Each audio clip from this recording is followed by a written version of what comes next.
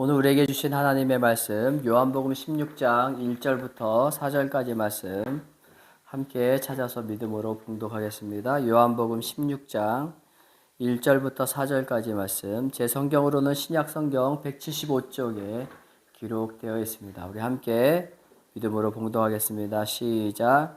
내가 이것을 너희에게 이름은 너희로 실족하지 않게 하려 함이니 사람들이 너희를 출교할 뿐 아니라 때가 이르면 무릇 너희를 죽이는 자가 생각하기를 이것이 하나님을 섬기는 일이라 하리라. 그들이 이런 일을 할 것은 아버지와 나를 알지 못함이라. 오직 너희에게 이 말을 한 것은 너희로 그때를 당하면 내가 너희에게 말한 이것을 기억나게 하려 함이요 처음부터 이 말을 하지 아니한 것은 내가 너희와 함께 있었음이라. 아멘. 오늘 말씀의 제목은 예고하신 대로라는 제목입니다. 오늘 이 말씀을 통해 우리 모두가 하나님의 은혜가 무엇인지, 또 나를 향한 주님이 예고하신 것이 무엇인지를 깨닫고 그것을 여러분의 것으로 삼을 수 있는 믿음의 한 걸음 한 걸음이 시작될 수 있기를 주님의 이름으로 축원드립니다. 여러분, 우리나라 축구가요, 역대 최고의 멤버, 소위 황금 세대라고 불리는 그런 선수들을 많이 보유했음에도 불구하고 아시다시피 결국 아시안컵 4강에서 고배를 맞이하고 말았습니다. 왜 4강에서 탈락하게 되었는가?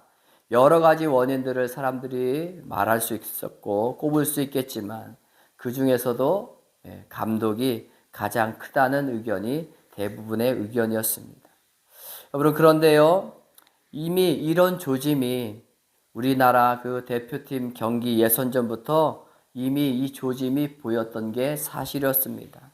사실 불안불안했죠. 하지만 정작 감독 자신은 자신에게 문제의 원인이 없다는 식으로 말해서 많은 사람들의 공분을 사고 있는 지경입니다. 그럼 왜 이 말씀을 드리냐 하면 이처럼 어떤 현상이나 문제의 원인을 그냥 지나쳐버리거나 대수롭지 않게 여기면 큰 낭패와 화를 당할 수밖에 없다는 것입니다. 처음부터 그 문제의 원인을 그냥 바로잡지 못하면 그 사람이나 그 단체나 어떤 집단이건 상관없이 참담한 결과를 맞이할 수밖에 없다는 것입니다. 여러분, 하인리히라는 법칙이 있죠. 하인리히 법칙이라는 게 있습니다. 보시면 이게 하인리히 법칙인데 하나의 큰 대형 사고가 일어나기 전까지 반드시 작은 사고들이 일어나게 되고, 그리고 그 작은 사고들 이전에 많은 징후들이 일어난다는 그 법칙이 하인리히 법칙입니다. 더욱이 이 법칙은 이런 현상들을 제대로 파악하고 정확한 진단을 하지 않게 되면 끝내는 엄청난 대형 사고를 그저 운명처럼 받아들일 수밖에 없다는 게 이 법칙의 주된 주장입니다. 결코 이 한 가지의 큰 재해는 어쩔 수 없는 그런 재해가 아니라 결국 사람이 스스로 자초한 인재라는 것이지요. 그러니까 이 법칙의 내용은 무엇입니까? 그러니까 미리 대비하고 준비하면 얼마든지 이 큰 대형 사고를 막을 수 있을 뿐더러 굳이 전혀 발생할 필요가 없는 재앙이 될 수밖에 없다는 것을 말하고 있습니다. 여러분, 비단 어떤 한 단체만, 한 나라나 어떤 집단이나 바로 여기에만 이 하인리히 법칙이 적용되는 게 아닙니다. 우리 각 개인도 마찬가지지요. 한 개인의 삶도 동일합니다. 자신의 지금 그 습관을 보면, 그 사람의 지금 그 습관을 보면 누구나 그 사람의 앞니를 쉽게 예측할 수 있습니다. 무슨 말입니까? 지금 그 사람의 습관이 그 사람의 앞날을 예고하고 있다고 해도 과언이 아니라는 것입니다. 그렇습니다. 사람의 모든 일, 사람의 모든 삶에는 반드시 그 전에 어떤 징조나 조짐이 있습니다. 다만 미처 깨닫지 못해 갑작스럽게 당하는 것처럼 느껴질 뿐입니다. 여러분, 이것을 제대로 보거나 알지 못하면 그저 여기 나와 있는 그림처럼 인생이 미로처럼 그저 앞길이 막막할 뿐인 것을 깨닫게 됩니다. 여러분, 당하고 난 후에야 후회한들 무슨 소용이 있겠습니까? 소 잃고 그제서야 외양간을 고친들 집 나간 소가 다시 돌아올 수 있습니까? 여러분, 이보다 어리석은 일이 또 어디 있습니까? 이처럼 원인을 파악하거나 고칠 수 있는 어떤 기회나 때를 놓치게 되면 소중한 일상의 평범함을 잃어버리거나 빼앗기게 됩니다. 기억하기 싫은 무서운 공포나 그리고 트라우마를 품고 살 수밖에 없는 것이지요. 여러분, 그럼에도 불구하고 정말 은혜롭고 감사한 일이 있죠. 그것이 무엇입니까? 오늘 우리가 방금 읽었던 말씀에 나오는 것처럼 예수님은 우리에게 이런 것을 예고하신다는 사실입니다. 아멘. 보십시오. 예수님은 우리가 전혀 예상할 수 없는 상황, 인생의 고비를 맞기 전에 반드시 예고해 주십니다. 무엇보다도 주님이 예고하신 대로 그대로 모든 일이 이루어짐을 우리는 나중에 깨닫게 되죠. 여러분, 이것이 은혜가 아니면 또 뭐가 은혜가 되겠습니까? 여러분, 이것보다 우리에게 평안을 주는 것도 또 없다는 생각이 들지 않습니까? 예수님이 나의 삶을 다 아시고 이미 나에게 예고해 주시는 것을 알게 될 때 우리 마음에 비록 그 상황이 변화되지 않을 것처럼 보일 수 있지만 그럼에도 우리 마음 안에 무엇이 생겨요? 평안이 생긴다는 말씀입니다. 여러분, 그렇다면 예수님은 왜 이처럼 사랑하는 제자들을 비롯한 저와 여러분에게 이미 미리 예고해 주시는 것일까요? 왜 예수님은 예고해 주십니까? 그 이유와 목적은 무엇이라고 오늘 말씀은 우리에게 증언하고 증거하고 있습니까? 예수님이 예고하신 그 이유와 목적에 대해서 오늘 본문 1절 말씀은 이렇게 말씀합니다. 내가 이것을 너희에게 이름은 너희로 무엇하지 않게 하려 함이니 실족하지 않게 하려 함이니 라고 했습니다. 예수님이 예고하시는 첫 번째 목적이 바로 나오죠. 바로 그 첫 번째 목적은 실족하지 않게 하기 위해서라고 말씀하십니다. 실족이 무엇입니까? 죄로 말미암아 불신을 갖고 불안하고 의심을 품고 믿음의 길에서 실족하는 것, 넘어지지 않게 하기 위해서라는 것을 말씀하고 있는 것이지요. 아멘. 여러분, 예수님은 우리에게 예고하십니다. 왜? 우리가 실족하지 않게 하기 위해서 예고해 주십니다. 뿐만 아니라 두 번째 목적도 살펴볼 수 있죠. 4절 전반부의 말씀을 보면 이렇게 기록되어 있습니다. 오직 너희에게 이 말을 한 것은 너희로 그때를 당하면 내가 너희에게 말한 이것을 무엇나게 하려 하며 기억나게 하려 하며 라고 했습니다. 여러분, 두 번째 목적이 무엇입니까? 예고하시는 두 번째 그 목적 이유가 무엇입니까? 주님이 하신 말씀을 기억나게 하려 한다라는 것이지요. 왜 주님이 하신 말씀을 기억나게 하려 한다라고 말씀하셨을까요? 여러분, 주님이 하신 말씀을 기억하면 실족하지 않기 때문인 것입니다. 아멘. 왜냐하면 주님의 말씀은 우리의 허물과 죄를 분명히 알게 해주시기 때문입니다. 우리의 잘못된 의도, 잘못된 생각, 잘못된 방향을 올바른 길로 인도해 주시는 것이 바로 주님의 말씀이기 때문에 주님은 예고해 주시는 그 이유가 무엇입니까? 주님의 말씀을 기억나게 하면, 기억하기만 하면 우리는 온전한 믿음의 걸음을 걸을 수 있기 때문이라고 말씀하고 있는 것입니다. 그렇습니다. 주님이 앞날과 앞일을 예고하신 그 목적은 우리로 말미암아 실족하지 않게 하기 위함이며 특히 말씀을 기억나게 하심으로 우리를 실족지 않게 하시기 위함이라는 것을 기억해야 됩니다. 여러분, 말씀을 통해 죄로 인한 문제와 현상의 원인을 알 수 있기 때문입니다. 아멘. 여러분, 그러면 주님의 제자들은 무엇 때문에 실족하게 되는 것인지를 볼 수 있어야 합니다.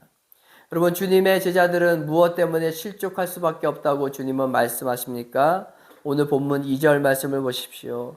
주님의 제자들이라도 실족할 수밖에 없는 그 위기의 때를 주님은 이렇게 말씀하고 계십니다. 오늘 본문 2절 말씀 다 함께 읽어보겠습니다. 사람들이 너희를 출교할 뿐만 아니라 때가 이르면 물은 너희를 죽이는 자가 생각하기를 이것이 하나님을 섬기는 일이라 하리라. 아멘. 여러분, 제자들은 특히 출교를 통해 회당에서 예배드릴 수 없는 그 출교를 통해 실족할 수 있다라고 예수님은 이미 예고해 주고 계십니다. 심지어 예수님처럼 죽임을 당할 수 있다, 아니 죽임을 당한다고 분명히 말씀하시죠. 때가 이르면 물은 너희를 죽이는 자가 너희는 죽을 것이다 라고 말씀하고 있는 것이죠. 너희를 죽이는 자가 생각하기를 이것이 하나님을 섬기는 일이라 하리라는 것을 이미 예고해서 말씀해주고 계신다는 사실입니다. 여러분, 한번 상상해 보십시오. 이 말씀을 우리가 직접 예수님께 듣고 있다고 가정해 보십시오. 여러분들이 출교를 당할 것이라는 것을 예수님으로부터 직접 듣는다고 상상해 보십시오. 게다가 너희는 나처럼 죽게 될 것이다. 많은 사람들에 의해서 핍박을 당해서 핍박을 당하고 십자가에 못 박혀 죽게 될 것이라는 것을 여러분들이 직접 예수님으로부터 듣는다고 상상해 보십시오. 정말 이 말씀을 쉽게 받아들일 수 없을 것입니다. 정말 이 말씀은 듣기 어려운 말씀이 될 것입니다. 그럼 왜 그렇습니까? 이 당시에 출교란 오늘날로 말하면 내가 일군 삶의 터전에서 쫓겨나는 것과 같습니다. 전학이 문제가 아닙니다. 퇴학이 문제가 아닙니다. 사회적으로 매장당하는 것이지요. 여러분들이 잘못한 것이 없는데 불분명한 그리고 불온한 증인들이 막 생겨서 댓글로 말미암아 여러분들이 사람들에게 여러분이 의도하지 않았음에도 불구하고 잘못하지 않았음에도 불구하고 사람들에게 매장당하는 것과 같은 것이 바로 이 출교라는 단어 속에 담겨진 의미입니다. 아예 국외로 망명하거나 도피할 수밖에 없는 상황을 말하는 것이 바로 출교라는 상황에 담겨져 있는 말씀이라는 것이지. 어디 그뿐입니까? 우리가 일제시대나 6.25 때처럼 예수를 믿는다는 그 이유 하나만으로 죽임을 당하고 순교를 당하는 그런 지경에 이를 것을 말하는 것입니다. 여러분, 우리가 예수님을 믿는다는 그 이유만으로 이런 일을 당하게 되면 여러분 어떻게 우리 또한 실족하지 않을 수 있을까요? 과연 이런 말씀을 미리 듣고 있는 것만으로 여러분 은혜가 될 수 있다고 생각하십니까? 정말 막 하나님 아버지께 감사의 찬양을 올릴 수 있다고 여러분 자신할 수 있습니까? 여러분, 분명한 사실은 지금 예수님은 제자들에게 이렇게 심각한 말씀을 어떻게 해요? 미리 예고하고 있다는 사실입니다. 그렇습니다. 예수님과의 관계 속에 있는 사람조차도 예수님으로 말미암아 실족할 수 있습니다. 오히려 박해나 어려움 때문에 주님을 원망하고 미워할 수도 있습니다. 그 박해나 어려움 때문에 자신의 상황이 진정으로 피폐되고 가난해지고 고난으로 말미암아 주님을 미워할 수 있다는 말입니다. 또한 주님의 뜻을 알지 못해서 알 수 없어서 믿음이 흔들리고 혼란스러울 수도 있습니다. 왜 그럴까요? 이미 살펴본 것처럼 예수님께서 이미 예고하신 두 가지 목적을 모르거나 잃어버리면 누구나 실족할 수밖에 없다는 말씀입니다. 그렇습니다. 오늘 예수님이 우리에게 하셨던 말씀처럼 실족하지 않게 하기 위해서 미리 우리에게 말씀하시는 것을, 예고하신 것을 저와 여러분들이 고난 중에 기억하지 못하면, 그것을 하나님의 말씀을 잃어버리게 되면 반드시 100이면 100 누구나 예외 없이 실족하게 되더라는 것입니다. 여러분 기억하십시오.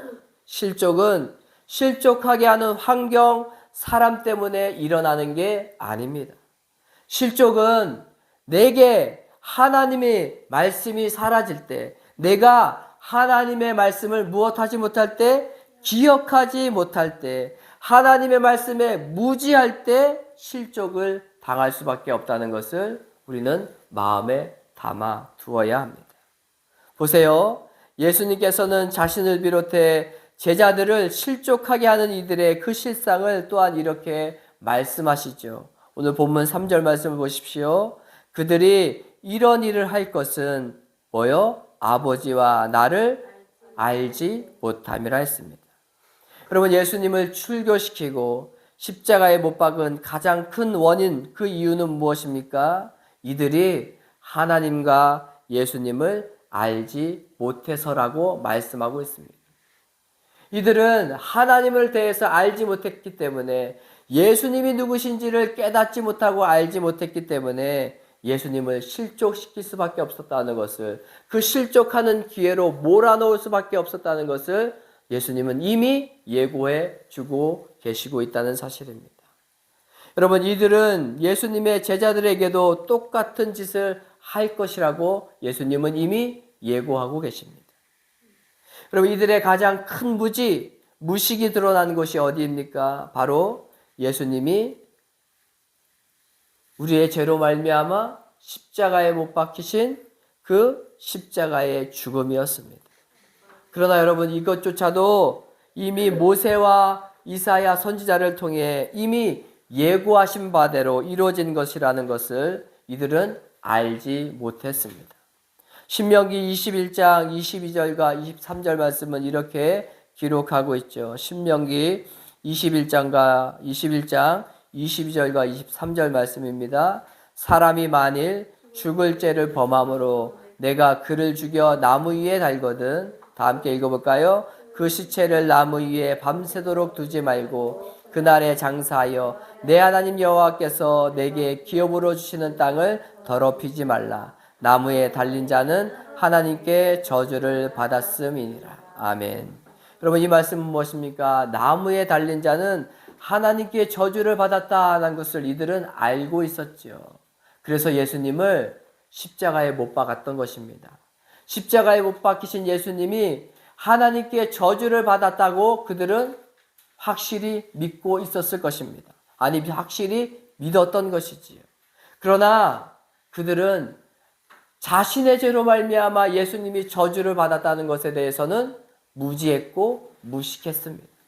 그래서 예수님을 제대로 알게 된 사도 바울은 갈라디아서 3장 13절 말씀을 통해서 이 신명기 21장 22절과 23절의 말씀의 의미가 무엇인지 그 깊이에 대해서 이렇게 우리에게 자세히 풀어 설명해 주고 있습니다. 갈라디아서 3장 13절 말씀을 우리 함께 찾아서 읽어보겠습니다. 갈라디아서 3장 13절 말씀입니다. 시작. 그리스도께서 우리를 위하여 저주를 받은 바 되사 율법의 저주에서 우리를 속량하셨으니 기록된 바 나무에 달린 자마다 저주 아래에 있는 자라 하였음이라. 아멘. 여러분, 이해되시죠? 우리를 위하여 저주를 받은 바 되사 율법의 저주에서 우리를 속량하게 하셔서 그 목적으로 예수님은 나무에 달려서 십자가에 못 박혀 죽으셨다라고 설명하고 있지요. 이사야 53장 3절부터 6절까지 말씀도 찾아보십시오. 이사야 선지자는 이미 이 나무에 달린 저주받은 자가 누구인지 그 다가올 메시아 예수 그리스도에 대해서 이렇게 이미 예고하고 예언하고 있음을 볼 수 있습니다. 이사야 53장 3절부터 6절까지 말씀입니다. 우리 함께 읽어보겠습니다. 시작. 그는 멸시를 받아 사람들에게 버림을 받았으며 간고를 많이 겪었으며 질고를 아는 자라. 마치 사람들이 그에게서 얼굴을 가리는 것 같이 멸시를 당하였고 우리도 그를 귀히 여기지 아니하였도다.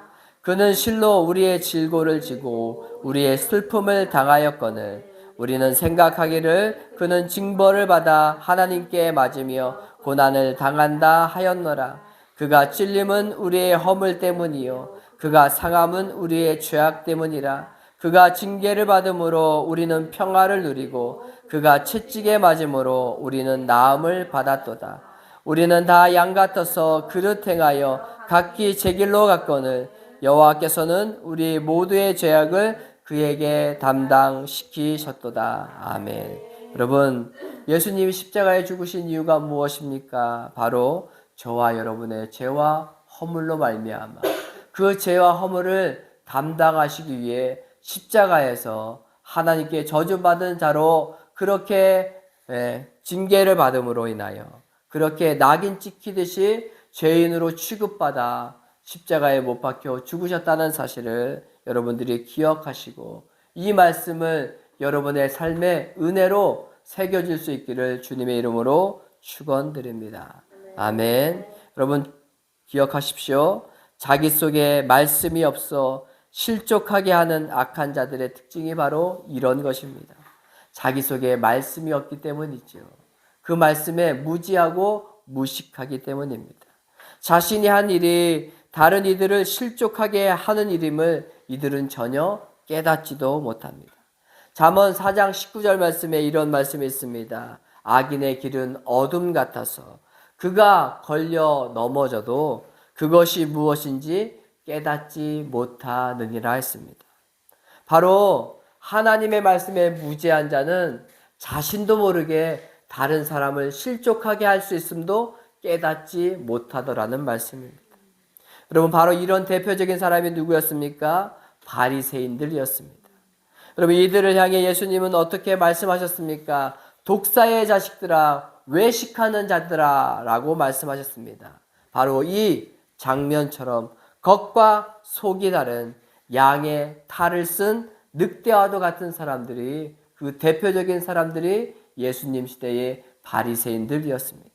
이들은 말씀과는 전혀 다른 선한 데는 미련하고 악한 데는 지혜로운 자들이었습니다. 그러나 여러분 성경은 여러분이 알고 있듯이 선한 데는 지혜롭고 악한 데는 미련하라고 말씀합니다. 여러분 무슨 말입니까? 오직 진리를 아는 것에 전혀 우리가 무지하지 않기를 주님은 우리에게 말씀하고 있습니다. 예수님이 말씀하신 이 어린아이와 같은 자가 되어야 함을 주님은 말씀하고 계시지요.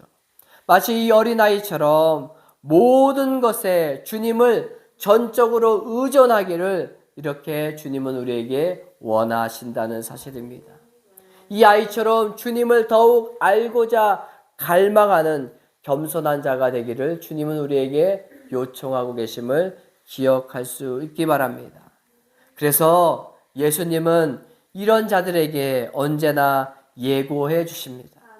오늘 저와 여러분에게도 예수님은 이미 예고해 주고 계심을 믿음의 눈을 열어 볼 수 있기를 주님의 이름으로 축원드립니다. 아니 예수님은 이미 충분히 미리 말씀해 주심을 기억할 수 있기를 바랍니다. 아멘. 여러분 정리해 볼까요? 주님을 믿는 자들의 모든 일은 주님이 예고하신 대로 이루어집니다. 무엇보다도 주님은 제자들처럼 택한 자녀들에게 예고해 주십니다. 왜요? 실족하지 않게 하시기 위함입니다. 또한 실족하지 않기 위해서는 반드시 예수님과 그 말씀을 기억해야 된다라고 말씀하고 계십니다. 왜 그렇습니까? 예수님의 말씀, 그 진리가 그 속에 자기 속에 분명히 새겨진 사람은 출교나 죽음 앞에서도 어떤 위험한 상황 속에서조차 실족이 아닌 자족할 수 있는 사람이기 때문입니다. 자신의 삶으로 하나님께서 말씀을 이루시는 분이심을 증언하고 증거할 수 있기 때문입니다. 그러므로 우리는 이 설에 다시 한번 다짐하고 결단해야 할 것입니다. 아니 실족하지 않기 위해 스스로 우리는 이렇게 점검해 봐야 할 것입니다. 따라해 볼까요? 첫 번째 따라해 볼까요? 나는 하나님의 말씀을 분명히 기억하고 있는가? 다시 한번 할까요? 나는 하나님의 말씀을 분명히 기억하고 있는가? 다른 말로 이야기하면 나는 하나님의 말씀이신 예수 그리스도를 분명히 기억하고 있는가? 라는 질문입니다. 두 번째 점검할 질문이 있죠. 따라해 볼까요? 나는 하나님의 말씀을 얼마나 사모하고 있는가? 다른 말로 이야기하면 나는 하나님의 말씀이신 예수 그리스도를 얼마나 사모하고 있는가, 사랑하고 있는가라는 질문을 던지고 점검해 봐야 한다는 말씀입니다. 여러분, 우리 모두가 이 질문에 핑계하지 못할 것은 점검하면 점검할수록 우리 스스로의 힘으로 우리는 하나님의 말씀을 기억하거나 나와 함께 하심을 사모할 수 없음을, 사랑할 수 없음을 처절히 깨달을 수밖에 없다는 것을 우리는 핑계치 못할 것입니다. 여러분, 그러나 주님께서는 우리에게 또 이렇게 예고해 주시죠. 바로 우리 마음속에 진리의 영 성령께서 내주해 주실 것이라는 것을 말씀하시고 예고해 주신다는 말씀입니다. 예수님께서 예고해 주신 그대로 성령께서 이미 우리 마음속에 지금도 여전히 내주해 주고 계십니다. 여러분, 무슨 말입니까? 이제 여기 요한복음 16장 5절 이후에서 살펴볼 성령께서 우리 마음속에 예고해 주신다는 것을 어떻게 이루어지셨는지를 우리는 다음 주부터 살펴볼 것입니다. 여러분, 성령께서 우리 마음속에 계시어 하나님의 말씀을 기억나게 해 주십니다. 성령께서 우리 마음속에 계시어 하나님의 말씀을 열렬하게 사모하게 해 주십니다. 누가? 바로 우리 마음속에 내주해 주시는 성령께서 하시는 일이라는 것입니다. 성령이 하나님의 말씀을 기억나게 해 주십니다. 성령께서 우리 마음 가운데 임마누엘 되어 주셔서 주님을 더욱더 사모할 수 있도록 말할 수 없는 탄식으로 우리를 위해 기도하고 계신다는 사실을 기억해야 될 줄로 믿습니다. 그럼 마지막으로 히브리서 3장 12절부터 14절 말씀을 우리 함께 읽어보고 우리 말씀을 생각하며 기도하며 나가기를 소망합니다. 우리 히브리서 3장 12절부터 14절까지 말씀을 함께 찾아 읽어보겠습니다. 히브리서 3장 12절부터 14절까지 말씀입니다. 함께 읽어봅니다. 시작. 형제들아, 너희는 삼가 혹 너희 중에 누가 믿지 아니하는 악한 마음을 품고 살아계신 하나님에게서 떨어질까 조심할 것이요, 오직 오늘이라 일컫는 동안에 매일 피차 권면하여 너희 중에 누구든지 죄의 유혹으로 완고하게 되지 않도록 하라. 우리가 시작할 때에 확신한 것을 끝까지 견고히 잡고 있으면 그리스도와 함께 참여한 자가 되리라. 아멘. 여러분, 우리는 하나님의 말씀을 늘 기억해야 됩니다. 주님과 하신 그 주님의 말씀을 알려주시는 성령이 계심을 우리는 기억해야 될 것입니다. 우리는 또한 사모해야 됩니다. 사랑해야 됩니다. 주님과 함께 하심을, 내주하시는 성령이 계심을 우리는 계속해서 사모해야 될 줄로 믿습니다. 여러분, 기억하고 사모함으로 말미암아 우리 또한 실족하지 아니하는 주님의 온전한 자가 되기를 소망합니다. 주님을 따라가는, 빛을 따라가는 주님의 제자로서의 역할과 사명을 감당할 수 있기를 소망합니다. 우리 함께 말씀을 생각하며 기도하겠습니다. 하나님, 내 안에 계신 성령께서 이미 주님이 예고하신 대로 내 안에 충분하게 이미 임재하고 계심을 알게 하시니 감사합니다. 성령의 도우심으로 말미암아 나의 힘과 능력으로 의지와 결단으로는 할 수 없는 하나님의 말씀을 분명히 기억할 수 있도록 나를 도와주옵소서. 하나님의 말씀을 정말로 사모할 수 있도록 내게 성령의 충만함을 더하여 주시옵소서. 성령의 그 진리의 영이신 성령으로 말미암아 예수 그리스도가 누구인지, 나를 부르신 하나님이 어떤 분이신지를 더욱더 알고 깨닫고 하나님을 더욱더 알고 깨닫는 은혜와 그 하나님 믿음의 반복이 계속해서 일어날 수 있도록 하나님 내 속에 말씀으로 역사해 달라고 우리 주여 한번 부르고 한번 기도하겠습니다. 주여, 살아계신 하나님, 그렇습니다. 우리가 하나님을 알아가기를 원합니다. 주님의 말씀에 무지하여서 무식하여서 하나님 나에게 실족을 가하며 하나님 나를 실족하게 하며 다른 이들을 실족하게 하는 일에 그렇게 쓰임받지 않기를 소망합니다. 하나님, 내 안에 이미 주님이 예고하신 대로 성령께서 임재하고 계심을 깨닫게 하여 주옵소서.